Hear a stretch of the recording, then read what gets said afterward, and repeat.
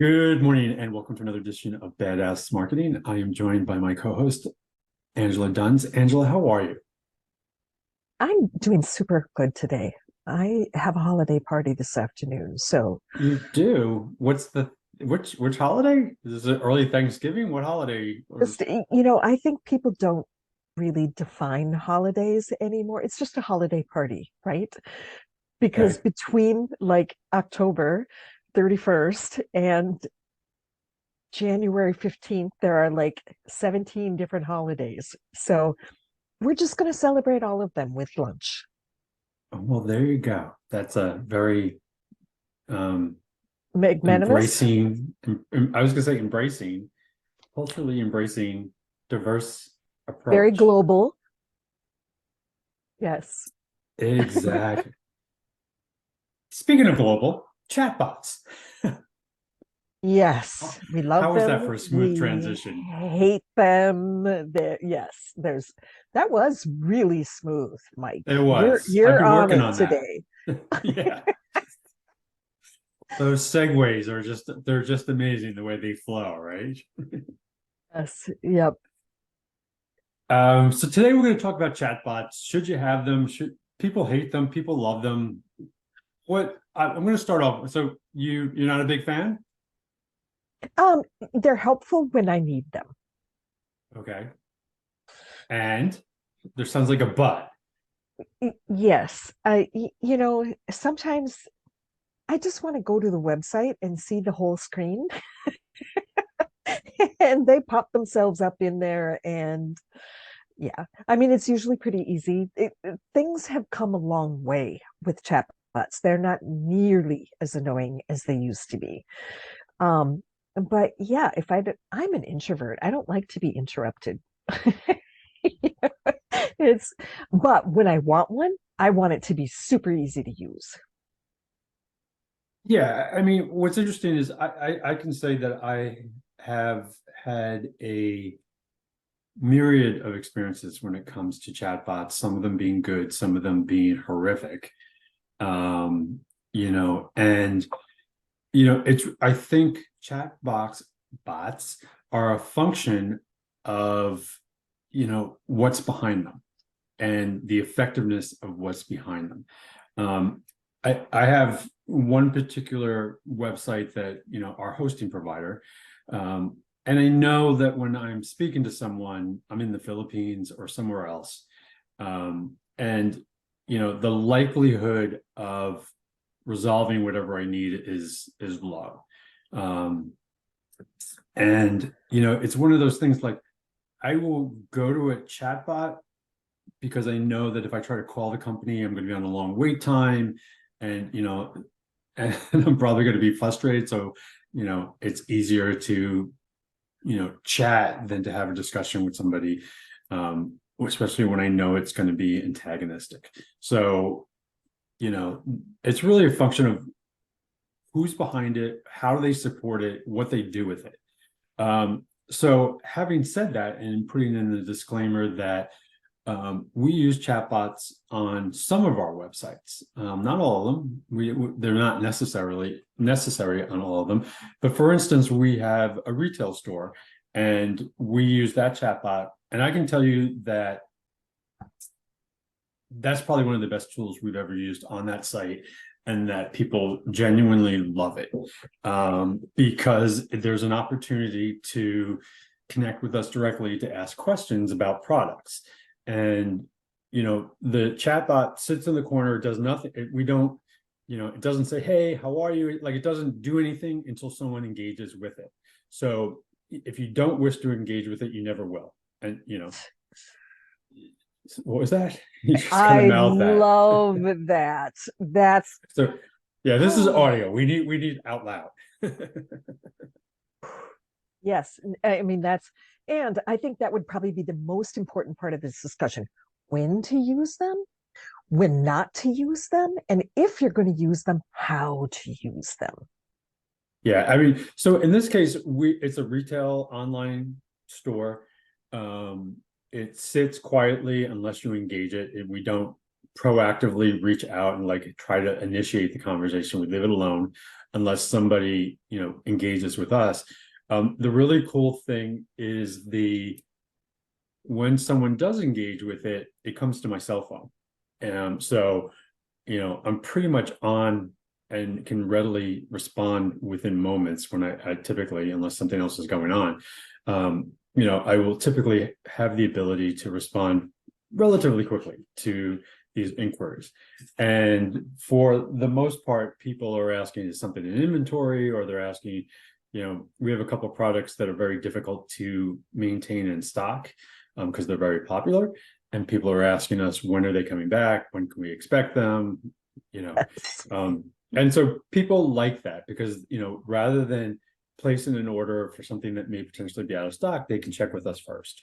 Or, if they are waiting for a product and are anxious about a release, they will check in with us to give some confirmation as to, what our expectation is as to when it will be in stock. We do use this tool in combination with other tools on the website. So for instance, one of the things that we use on the website as well is we have the ability to get an email when something comes back in stock. So if you're waiting for something, so the store that I'm talking about, we sell tequila and agave and mezcal. And there's certain brands that are very highly coveted, aren't always readily available. So people are, like we have one brand that when it comes in, it sells out the same day. It just does. It's limited edition. We don't get a lot of them. So, people have signed up to be notified as soon as that's back in stock, and then when it's not in stock anymore. But, this gives them the opportunity to, jump on it if they're so inclined. And on this particular case, they are, because they really like this product. So, either they can reach out to us and ask us when it's coming back, or they can be notified automatically via email. But folks use this to check on the status of when they're going to be, their product is going to ship. They'll send us, we send them tracking number and stuff like that, and that's fine. But they will it's easier for them to just hop on the chat and ask us.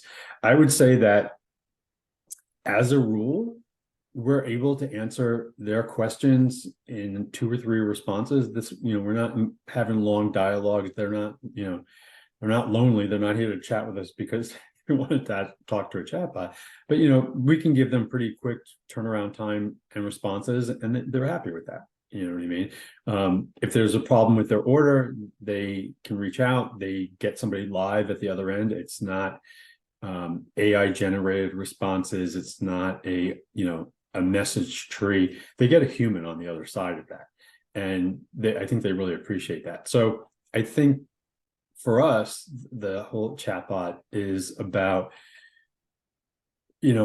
being there when they want to reach out to us, and then having someone on the other side of it that is responsive and is able to, relatively quickly address their concerns or their interests.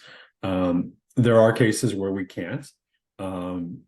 Sometimes they'll ask for something, and because I'm not sitting in the store, I will tell them, hey, call the store. They'll tell you whether it's in stock, because I'm not looking at the shelf, because a lot of times what will happen is the online store will show it out of stock, but there might be 1 or 2 hidden away in the back, especially on the more popular products. So I will direct them, like, you should make a phone call. You should actually just call the store and ask them if there's any extra laying around or something like that. Things like that. So we're able to, I think, to address like 95% of their concerns within 1 or 2 responses, and probably within moments of them making that inquiry. That is absolutely amazing. So really what we're talking about here is very responsive customer service. I mean, what we're talking about is any tool is as good as what's behind it, right? So, I mean, we find that the chatbot to be a very effective tool on our website. People gives them the ability to reach out, but the only thing that makes it good is that we have a live person on the other side, and somebody who's knowledgeable about the inventory, knowledgeable about, what's going on, has the ability to, we can look up from our side, we can look up their orders, their status, what the tracking number is, where it is, So we have all of that because we're online and we can see it. So we can answer their questions relatively, easily and efficiently. If we were just putting a chatbot on the website for the sake of having one, and then it was sort of generating automatic responses, I've done that on other websites, and it's very frustrating because it's like, I just want to talk to somebody. I just want to get a hold of somebody. And I think in our case, the fact that they can get a hold of somebody instills confidence, right? These are And loyalty. and loyalty, but like these are like they're not high-end tickets, but our typical order is north of $100. So you want to make sure that if you're ordering something online from someone you've not done business with, that there's they're going to be responsive. And I think that the chatbot helps people develop that confidence because they reach out to us, we respond, we address what they're interested in, and that makes them feel that we are a credible online store because you can actually talk to somebody via it's online, it's a chat, but it's still you still have the ability to talk to somebody. And for us it's great because it's like it just runs on my phone, so if nobody is chatting, I'm not staring at it. I don't have to like monitor it. It just pings me when we do have a message, and then we can respond. So, for us, it's probably one of the best things we've ever added to our website because it really does allow us to connect to people on the website. And personally, I like chat. I prefer chat because typically a lot of the inquiries are just 1 or 2 questions. I don't need to have a discussion. I don't need to talk to somebody, especially if it's an outsourced call center where the information isn't that reliable. I mean, the agent's doing their job, but they have what they have. Again, it's what's available to them. So here they're talking to somebody locally. We're here in California. I'm in California. The store's in California. Our clients are in California, so we're not sending them offshore. We're not, everything is local, and I think they can tell the difference. Yeah, that's amazing. That's just, I mean, so that's best case scenario. So do you want to, here's 2 choices. When do Okay. you not need a chatbot? And do you want to share some stories about chatbots gone wrong? Yeah, probably every customer service interaction I have with a call center via a chatbot, but not unlike calling a call center. You know what I mean? Where whether it's really a function of who's behind it and what they have the ability to do. And if the chatbot is being outsourced and it's being managed remotely, and the people who are working the other end have no authority to do pretty much anything, it's just not effective, right? So, I know that I'm being rerouted overseas. Within 1 or 2 questions, it's clear that the person, like they're still, one of the interesting things, I'm sorry, I'm kind of jumping around a little bit, but one of the interesting things when somebody engages us on our chatbot, we answer the question they ask, right? Such a simple thing, but it makes all the difference. Right.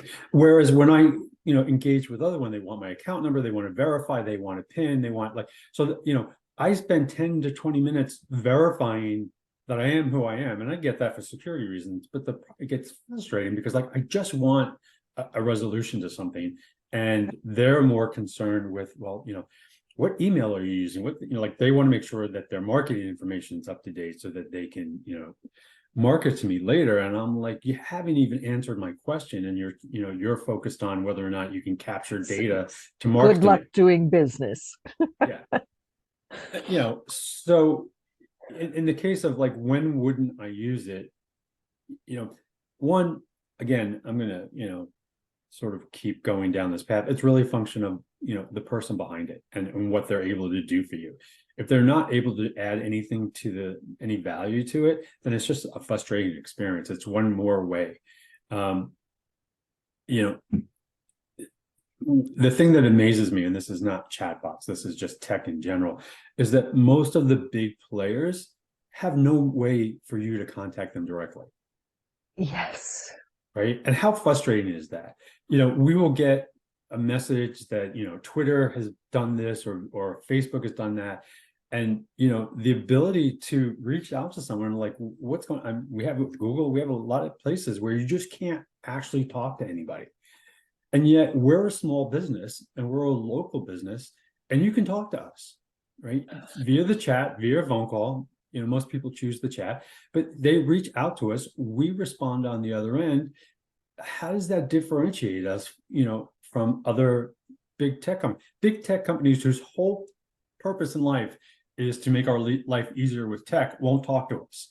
They won't, you know, there's no chat option, there's no email, there's no way to contact them, you know, and especially after they give some sort of, you know, we've deleted, we've banned, we've whatever, and there's no recourse, right? Yeah.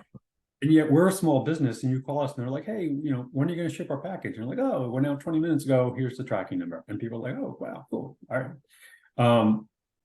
So, I mean, that's kind of like, it's a customer experience. This is just a way, the more that you can be open and transparent with your clients, and chatbot is a tool to do that. I think the better the customer experience ultimately, right? Yes. They want to know that there's someone on the other end. They want to know that someone's paying attention. I'm going to be honest with you. We screw up orders. We just do, you know, because we do volume. So inevitably we'll make a mistake. And they reach out to us and there's someone on the other end like, oh God, sorry. Yeah, we probably did that. Or, we missed a bottle, or we did this, or we did that, or what have you.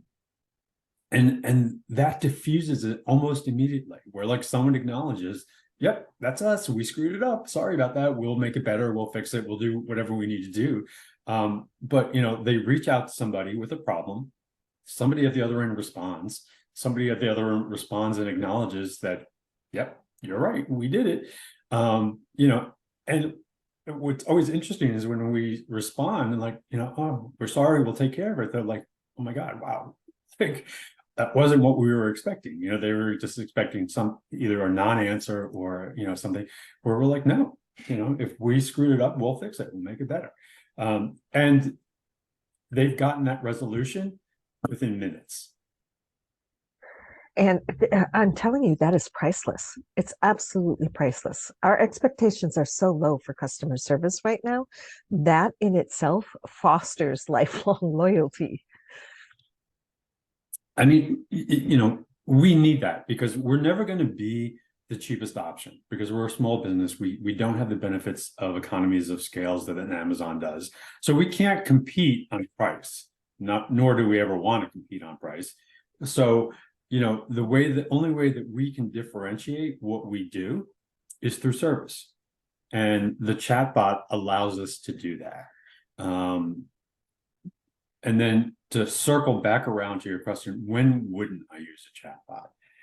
And it really just comes back to when you can't do what the purpose of the chatbot is, right? If you're just having, I mean, many times there's a chatbot sitting in the corner and the only thing it wants to do is collect my email so that they can email me later. And I'm like, okay, that's not a chatbot. You know what I mean? Like, you know, you have the illusion on your website that there's someone that I can reach out to. And yet when I do, there's no one behind it. So I wouldn't use a chatbot when there's no one there. So, because, you know, you're setting up this expectation that there is somebody at the other side of the chatbot, and then it turns out there isn't. So for me, one of the frustrating things is to see a chatbot, try to use it, and then either, you know, get a non-response or have them collect my email so that they can mail me in the future.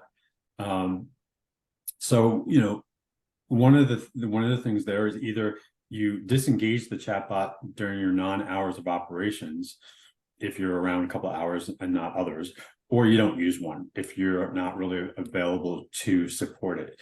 If you can't support your chatbot with a person on the other side, then I would suggest you not use one. This will obviously open up a whole can of worms with generative AI, right? Because one of the really cool things about generative AI is a lot of the FAQs that people have in your chatbot can readily be answered through generative AI. And my response to that is that's fine if it works. Right? Yes.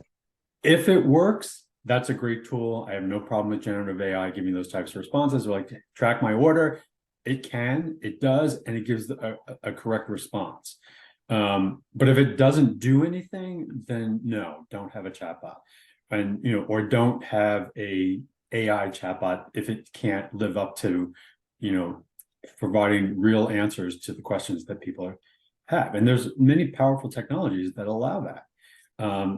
The thing that always amazes, so as if you've been listening to this program for a while, one of the areas that we do a lot of work in is digital health. And chatbots in digital health can be very powerful tools, provided they do what they're supposed to do. We can, through AI and through other things, collect enough information so that we don't make you repeatedly provide it time and time again, right? So we can pull up your account like, oh, this is Mary, she's calling about an appointment for next week. We can, AI can then coordinate with the scheduling to make sure that the appointment's available, provide confirmation, all those types of things. If it works, those are amazing tools, right? Because you're not taking limited, precious resources off of the care team to answer FAQs. If it doesn't work, then you're just made, you're just put another cog in the patient experience, which is never a good thing. So for me, don't use it if you can't legitimately support it. So if you're supporting it with AI, that's fine, as long as the AI works. Or if you're supporting it with a human on the other side, which we do just for the nature of what we do, and we're small, all that's good, provided that there's some means on the other side to provide the responses to people that they need. If it works, it's a great tool. If you can't support it or it can't do what the promise is, then it's another frustrating aspect of your website that will undermine the user experience. It comes down to user experience. Right. Yeah, I recently had a not so great incident with Amazon. They delivered a package on time. We trashed them twice in one episode. How do you like that? It wasn't my package. It was my neighbor's package. And when I tried to get some help with that, that was not one of the choices that was offered. And it was near impossible. It was near impossible for me to get to somebody eventually, because I went through this menu over and over again, and it didn't have any choices that fit my situation at all. And so what do? You're going around in a circle and getting frustrated. I mean, that's not unlike the phone tree where, like, if you want to do this, press 2. It's like, but I don't want to do that. I just want a human. There are times when, and especially if we're frustrated, where just let me talk to somebody reasonable who can do something. And the chatbot is not that much different. Like, it's fine if it works, and it's probably one of the best tools that you can invest in, provided you support it. And I know I'm being repetitive, but it really is, it makes or breaks it. If you add technology for the sake of adding technology to your website, that doesn't necessarily help the user experience. If the technology is supported by whatever it needs to actually be effective, then it's probably one of the most powerful tools on your website. Exactly. Because it is something that's interactive. And these days we want more engagement. We want more personalization. Well, but not even that. It's just like, when we think of, when you think of a positive experience, whether it be with a retailer or with a service provider, did they address your concerns? Was it relatively easy to get to them, right? What was the user experience? What was the user journey? What, how hard was it? I've, and this is more phone trees, but I have pushed buttons and got routed and ended up in the wrong place and all those sorts of things. And that I'm already frustrated with something, and that's why I'm calling, right? So you're just exasperating that by making me go through a phone tree that doesn't give me options that are relative to what I need, particularly reaching somebody. You know what I mean? What's interesting is so I'm in a big healthcare system, and for whatever reason, the healthcare system has remote people do the scheduling, right? And this ends up being like a challenge because the remote person is remote. They're not in the doctor's office. They have limited, insights into the calendar and or the personnel. So one of these people is calling me trying to make an appointment, and I'm like, yeah, but that's not my doctor. That's not who I'm dealing with. And they're like, well, that's who's available. And I'm like, yeah, that's not the right answer. You know what I mean? And yet, if I hang up with them, which I inevitably will, and I call my doctor's office directly and I say, hey, I'm getting a phone call. They're trying to schedule me with somebody who's not my practitioner. What's the deal? And they're like, oh, we're really sorry. Your doctor isn't available this week, but maybe there's something in the future, like where they can actually address my concerns. That disconnect between the remote Yes. scheduler and the actual conversation that like when I call my doctor's office, I am usually relatively satisfied with the feedback that I get. You know what I mean? They're usually able to resolve it. They're usually able to solve it. But yet when the remote person calls me, like they have limited information. And, and I'm not blaming them, even though I'm frustrated with them. I'm understanding that they don't have the full information that they need to, because once I start to answer questions, they can't go very deep. And that's not like the chatbot, where like if you get a remote call center, they can't go very deep. I love calling tech support and getting, and I use chatbot. So like I'm chatting tech support, and I'm not speaking to someone, I'm chatting with them, and I'm getting like, well, did you turn on your computer? And I'm like, we're online and I'm talking to you, like and they're going through a script, or they're going through a prompt, whatever it is, and that's their job. That doesn't provide a good user experience. And for me, the user experience is what I remember. You know what I mean? Yes. And the part that I love even more than all of that, and this is my favorite, is I'll have one of these nightmarish engagements with where they can't do anything or can't help me or they frustrate me. Then they immediately follow that up with, how was your experience? It's like, it sucks. So I don't, and I'm pretty sure nobody reads my user experience feedback because like, yeah, it's just the worst. So bottom line, if you're going to use these technologies, they're extremely powerful. They're great if you have the tools to support them. Yes. If it adds to the customer experience, if it's actually helpful, that's a great reason to use them. Yeah. And, and it's not unlike call centers and things like that. If you can, resolve something and fix something, then people are happy. I mean, we, again, if you've listened, you may know this or not, but, we lived for 10 years in Europe. And then we moved back about a little more than a year and a half ago. And that is one of the amazing things between the European market and the US market, is when you do call customer support here, they can be amazing. They can be great. We got a phone call, I want to say it was yesterday, maybe the day before, where the bank had noticed some unusual charges. And the bank called us and said, hey, Wow. we're seeing charges. Is this you? Because we don't think it is. And we're like, no, clearly not us. Right. And, so one, they proactively reached out to us. They were able to fix it. They were able to reverse the charges. They ended up issuing a new card because for security reasons and things like that. But I mean, that was a great experience, right? Our bank saw a problem, reached out to us and fixed it. And I'd say, maybe we were on the phone probably good 20 minutes or so, but it was resolved, right? From start to finish, they were very, very helpful. Obviously, we're appreciative of the fact that they flagged this.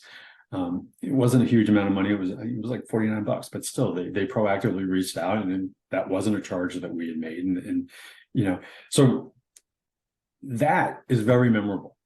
Right. That leaves me with a very good feeling about my bank, or about the credit card company that did this. As opposed to if, I had seen this charge on my bank statement a month later, And when I tried to reach out to somebody, I got a phone tree or some sort of, chat response, and, nobody was actually able to resolve it, those types of things where, these tools are as powerful as your support, I think. Yes. Well, I have another question. There are people like me. I'm just an individual. I don't have merchandise that I'm But selling. you're an amazing individual. But yes, go ahead. Would there be a use for a chatbot for somebody like me on my website? What would that look like? So as a service provider, sure, there's always use for it. I guess my question before I answer that question would be, how would you support it? Are you available? Can you, we're online, we're online, we're a digital agency, so we are online, so we can support things. But as a service provider, if you're out in the field, what happens to that chatbot when you're not in the office? What happens when you're not in front of the computer, and how much of your day are you in the computer? So the biggest question would be, can you support it, as a solo entrepreneur? Because again, if you just put it on your website for the sake of having it on your website, and then somebody uses it, but they don't actually get an effective response from it, it doesn't help the user experience. And then the question also is, there are times where FAQs will cover 80% of what you want the chatbot to do. So the first thing I would say is this a need for a chatbot, or do you just need to develop a series of FAQs that people can, like, how do I engage with you? What's my experience going to be like? What do you charge? I had gotten a promotion the other day, and I was like, oh, this is kind of interesting. So I went to the website and I couldn't find their pricing, right? And it wasn't on the website. In order to get any kind of pricing, you had to schedule, a call. And I'm like, no. So there was no transparency. So while it was an interesting product, the lack of transparency, like, I'm like, no, I'm not going there. Like, if I don't even know how much it's going to cost me, I don't need to schedule a 45-minute phone call for you to try to sell me on it. I want to be able to find pricing. I want to be able to find some of the basic things that I think I should relatively be able to expect. So one is the chatbot. Could it be the same tool? Could it be solved with a clearly written FAQ? Two, are you available to support it? And then three, what would you want it to do for you? Why would, what do you think it can bring to the table to you? And this is really just a function of, those types of things are challenging for solo entrepreneurs because their ability to support them makes them somewhat less effective. Yes, yes, and those are all really good questions. I'd really have to think about what would I want it to do for me. And, off the top of my head, I would say I would really like it to be part of the client journey at the beginning part of it, so that they gained some confidence, found the information that they needed to be able to make that purchasing decision. For us, one of the valuable things about having chat on the website is that we have international clients. And because we have international clients, we have had conversations with some of our clients where there are language challenges, whether it be because of the accent or anything like that. And actually, for us, a lot of the engagement with our clients, like, they have English as a language, so they can communicate. It's just the accent or something like that makes it more challenging. Where if we can chat with them, the accent goes away and the conversation is so much more clearer. So for a couple of our clients, international clients, our preferred method of conversing with them is chat, because we actually understand them and they understand us better through the written text than if we were actually trying to talk to one another because of language difficulties, accents, things like that. So we use it for that purpose, and it's great. It's much better than trying to, like, what? I didn't get that, and it goes both So ways. They don't awkward. understand us and we don't understand them. Whereas if we're chatting online and assuming they, they have the ability to chat in English, this is probably, a preferred channel for most of our international clients. Yes, I totally get that. That's great. Other And in thoughts, concerns about chatbots? nope, nope. It's really interesting. And do you think that they're going to become more prevalent in the future? That's my last question for you. I think with AI, they will, because I think that AI will have the ability to be responsive, even in a chatbot format. Because again, 80% of what most people like the FAQs, it's only that sort of small 20% that can't be addressed directly. And then, if something can't be resolved, as long as there's a mechanism to move that conversation either to a live operator or to some other format, which the people can get that addressed. But I think that with generative AI, I think that, you won't know that you're talking to a machine, and yet it will engage with you. It will be empathetic. And what's amazing is that, we have programmed empathy into our AI responses, and sometimes AI is nicer than the tech person I call at the other end of the phone, who's, just been yelled out by 20 people, and I'm the next person to yell at them, and they're already, so, the interesting thing is there's a very fine line when it comes to empathy, especially with AI and whatnot, because if even when I get a human on the phone and it's a call center or somebody like that, and they're like, I'm sorry that you're unhappy, and I'm like, no, you're not. You could care less. So if the empathy isn't perceived as being genuine, then it is, you're just making it worse. Yes, And so but AI can be empathetic, and it can be written to be empathetic, and as long as you're addressing what they want, addressing that need versus trying to do other things such as collect more information, or how to do those other types of things, and as long as it's responsive, whether it's a human or whether it's AI, if it's working, that's the bottom line. And I think that in answer to your question, will we see more of it? I think as AI gets better and better, you won't even know you're engaging with AI. You'll listen, you're asking the questions, it's responding to you, that type of thing. Have you, and I'm not promoting other people's products or anything like that, but there is a chatbot called Pi, and it's I sold have perfect. heard of it. Yeah, have you tried it? I have not. I have played with it. I like it. It doesn't do anything in general. Like it's a rabbit hole. It doesn't do anything. But basically, it's sort of an online conversation with AI chat. It's extremely empathetic. Like if you ask it a question, it's like almost like therapy speak, because it's like, well, what do you think the answer would be? Like, yeah. So like it doesn't give you any answers, but it's Sounds like a it's coach. it's like a coach. I'm not sure how it's built, but it's a fun tool. I've played with it, because we like playing with those kind of things. What I've found is, it's like if I wanted, like, like if I'm in between calls, or if I just want to break sort of my headspace, I'll go into Pi and I'll chat with it, and it'll tell me nice things, and then I'll do that for a couple of minutes, and then I'm like, oh, I'm done with this. But it's something to play with. But I think it will get better and better, and I think that Chat GPT, like, I don't know, like, are you still playing with Chat GPT? Oh, yes, yes, yes. We are, we're on it all the time. We managed to survive last week's or earlier this week's downtime. Like, oh my God, it's offline. What am I going to do? Like, I couldn't work.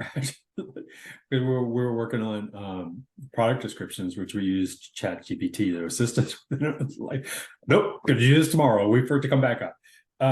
But it's getting better and better. I mean, it is pretty good these days. We have the paid version. It is pretty amazing. It does some really great things. and I think we're only seeing, the tip of the iceberg as to what it will do. So yes, I think you will see more of it. In answer to a question I think you asked about 10 minutes ago, yes, you will see more of it. I think as it gets better, it will be your primary communication tool. And I don't care if I'm speaking to a human or a machine, if it's doing what I need, if it's being responsive, if it's, doing that.